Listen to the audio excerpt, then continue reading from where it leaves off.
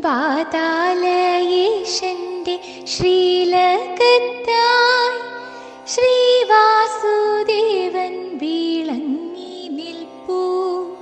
ശംഖും ചക്രവും ഗദപദ്മങ്ങളും തൃക്കൈയിലേന്തി നാരായണൻ.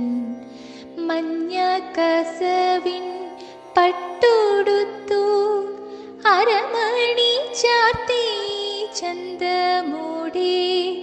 കാലിൽ തളകൾ പീലിമകുടം പൊന്മാല വനമാല തിരുമാറിലും.